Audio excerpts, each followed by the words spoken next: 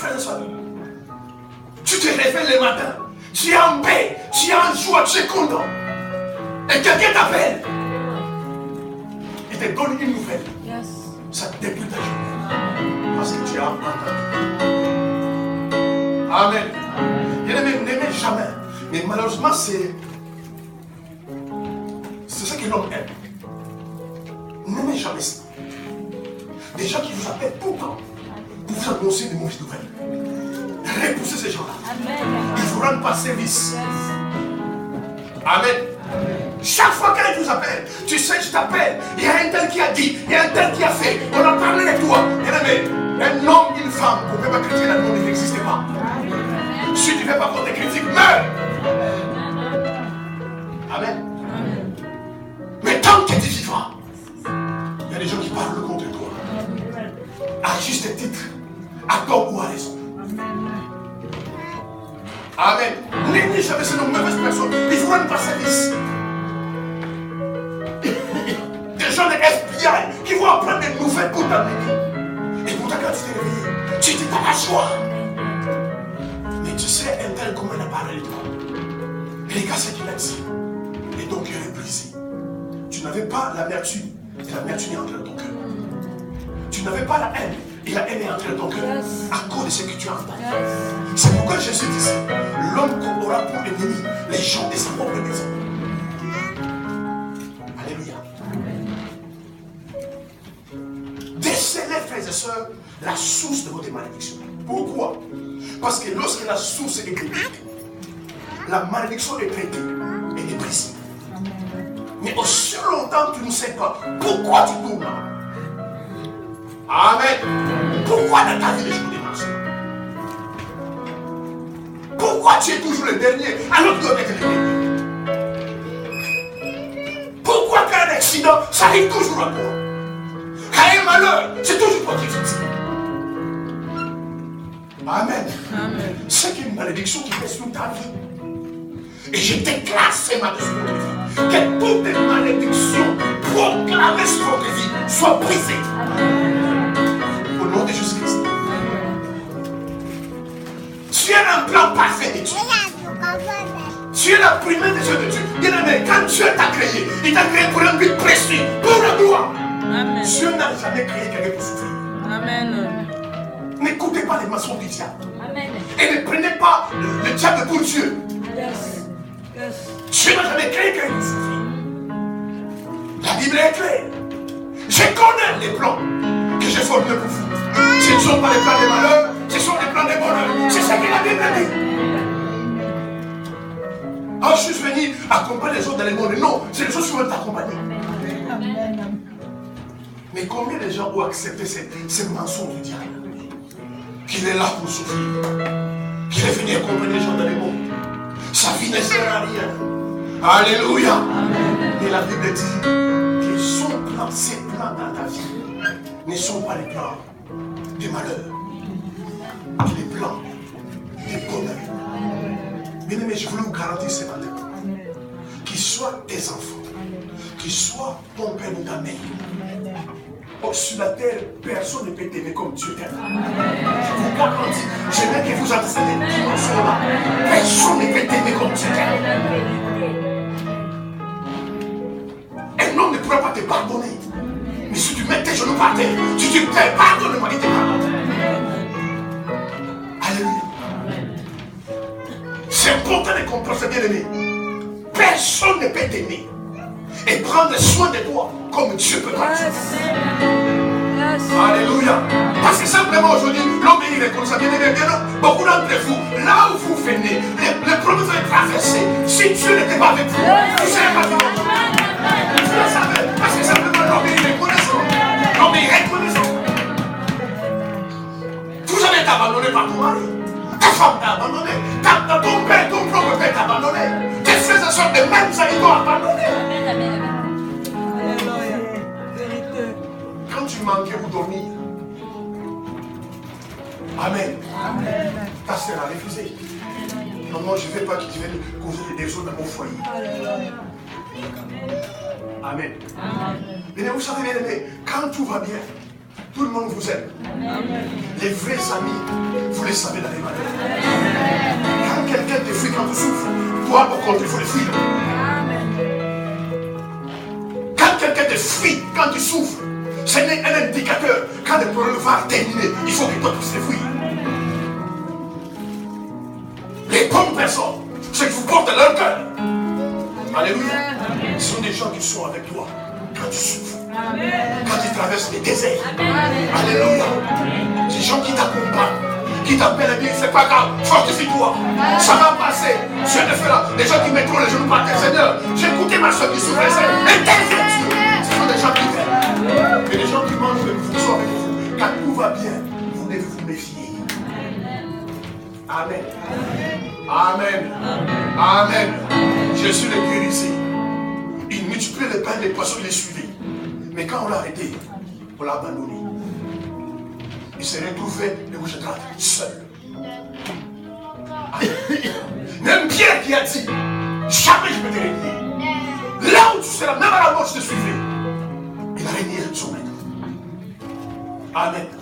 C'est pour cela, bien aimé, dans la vie, vous devez avoir l'esprit de Dieu. Des hommes et des femmes connus par l'esprit de Dieu, afin de discerner qui sont avec toi et qui sont avec vous. Tous ceux qui vous entourent ne sont pas avec vous. Amen. Alléluia. Amen. Ils ne sont pas avec vous. Parce que tout va bien. C'est pourquoi ils vous embrassent, ils vous donnent des noms. Alléluia. C'est pour vous flatter. Amen. Tous ceux qui vous entourent ne sont pas avec vous. Amen. Tu remarqueras les jours d'un problème arrivera. Tu sauras qui est avec toi. Amen. Et qui n'est pas avec toi. Les disciples ont fui. Même au tombeau, ils ne pouvaient pas y aller. Ce sont des femmes qui sont allées. Mais il appelait maître. Alléluia.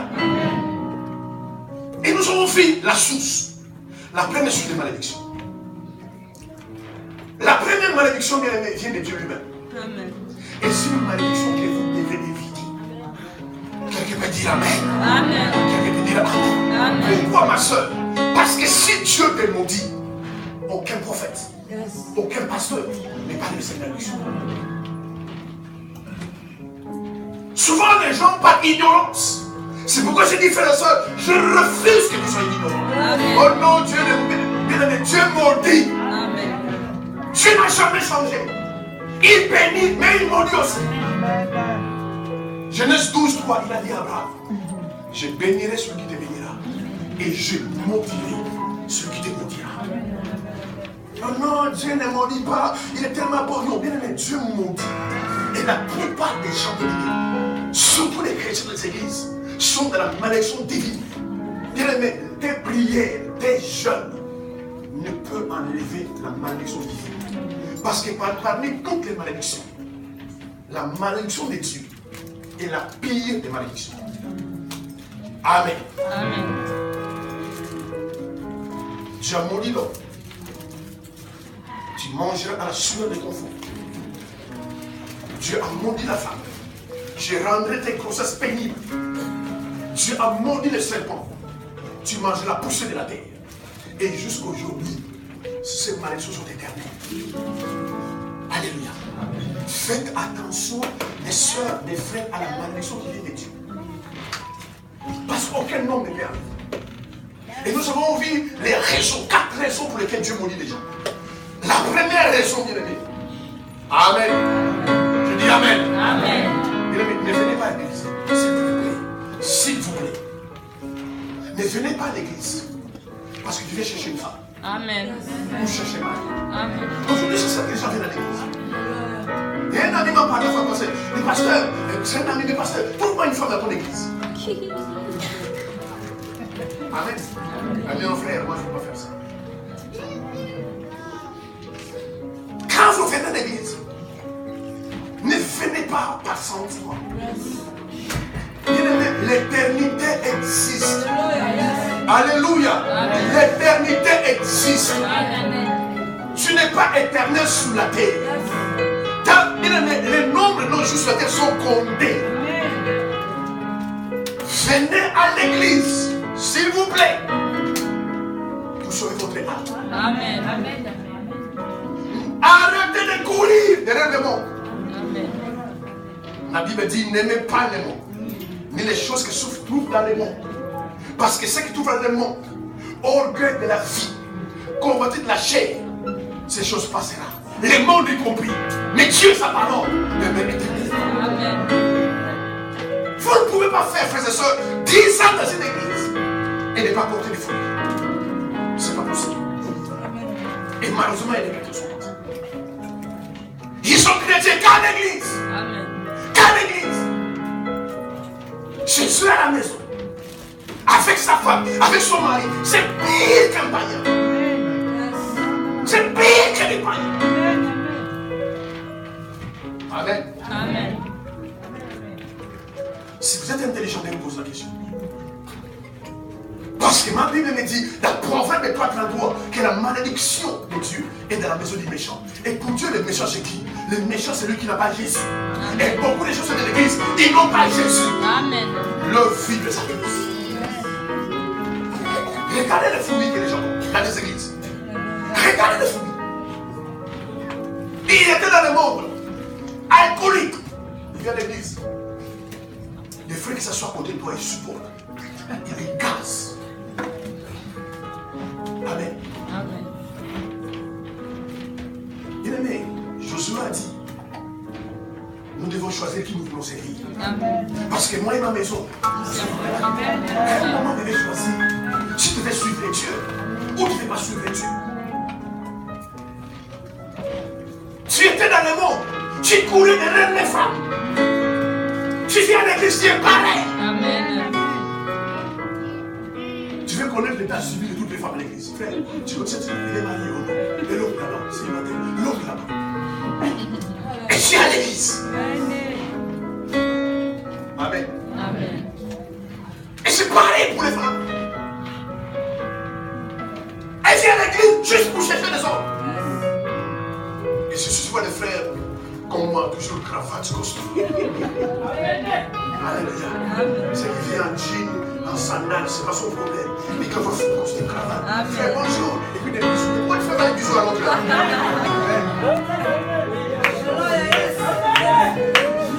Amen. Et si tout est ça, là, par les frères des masses, ça va dire, oh, en plus, c'est une voiture. Peut-être qu'ils ont porté pour me caser. Les gens ne changent pas. C'est ce que je pense. C'est pourquoi il n'y a pas de miracle à l'église. C'est pourquoi il n'y a pas de miracle à l'église. Frère, il faut un homme soit fou pour que son fils soit malade. Ou sa fille soit malade. Il ne soigne pas. Il n'a même pas l'hôpital, il ne nourrit pas. Il faut qu'il soit vraiment fou. Et d'ailleurs, s'il est temps de courant, on l'arrête. Dieu est ton père. Bien aimé, Dieu est ton père. Tu es malade et te laisse comme ça. Mais le problème de l'église, beaucoup de chrétiens, Dieu n'est pas leur père. Parce que pour que Dieu devienne ton père, il faut qu'il puisse avoir le fils. Pas la mère, le fils. Alléluia. C'est lui qui a le fils, a la vie. C'est lui qui n'a pas les fils, n'a pas la vie. Il faut qu'il puisse avoir le fils. Les gens sont en train de prier Marie. Je vous salue Marie. Tu peux saluer Marie. Mais Marie ne sauve pas. C'est le Fils qui sauve. La Bible dit que voilà l'ignorance dans le monde. Et les gens sont dans les églises, ils saluent Marie. Mais Jésus doit être dans ton cœur. Parce que toute personne bien aimée, il peut venir à l'église des années. S'il n'a pas ouvert son cœur au Seigneur, s'il n'a pas accepté Jésus, bien aimé, cette personne-là est sous la malédiction de Dieu. Amen. Parce que la Bible est claire que la malédiction est de la maison du méchant. Les méchants, ce n'est pas les voleurs qui volent au supermarché. Les méchants, c'est tout homme qui n'a pas agi dans sa vie. Dieu l'appelle méchant. Amen. Quel message tu n'as pas écouté? Même les gens qui n'ont pas Dieu, même les gens qui n'ont pas Dieu, qui ne viennent pas à l'église, ils savent, vous savez qu'un homme marié, c'est un péché. Amen. Et toi, tu le fais. Les gens savent coucher avec une femme mariée, c'est un péché. Et toi, tu le fais. Et tu viens à l'église. Tu dois te poser la question, mais quand je viens, je vais faire quoi à l'église? Venez pour sauver notre âme. Venez pour sauver, je parle à quelqu'un. Venez pour sauver notre âme. Pas pour autre chose. Sinon, frères et sœurs, ces jours-là, devant les trônes blancs de Dieu, tu seras l'homme et la femme la plus malheureuse de la terre. Amen. Amen. Les gens sont non, ils sont non. Bien aimé, la Bible est claire, Matthieu 7, 20, 22. Ce n'est pas celui qui dit Seigneur, Seigneur, qui entrera forcément. Amen. Mais celui qui fait pas. Et c'est ma soeur, mon frère, dans ta vie de tous les jours. Tu fais la volonté de qui? Tu fais la volonté de qui? Ta volonté? La volonté de ton mari, ta femme? Ou la volonté de Dieu? Mais un chrétien digne de ses noms, un vrai chrétien, un enfant de Dieu, il fait la volonté de Dieu. Amen. Alléluia. Et c'est ceux-là qui vont aller au ciel un jour. Nous avons vu la désobéissance. Aujourd'hui, les chrétiens sont trop dans la désobéissance. Bien, mais comme je l'ai dit tout à l'heure, écoutez-moi très bien. Il existe des principes spirituels. Et il n'y a que des hommes et femmes spirituels qui peuvent comprendre les principes spirituels. Ne contestez pas mes paroles. Et je les comprends ce que je dis. Bien aimé, tout ce qui viendra de votre vie, écoutez-moi très bien, ne viendra pas par la prière. Allez, n'a pas dit non, tu as entendu, les pasteurs disent qu'il faut pas prier. C'est pas ça que je veux dire. Bien aimé, nous vivons un temps où d'un côté, il y a des gens qui ont l'information. Et de l'autre côté, il y a des gens qui ont la révélation. L'information est différente de la révélation. L'information, c'est le niveau primaire. Qui ne sait pas que Dieu bénit? Tout le monde, même les païens, savent que Dieu bénit. Savoir que Dieu bénit, c'est juste une information. Mais savoir comment il bénit, c'est la révélation.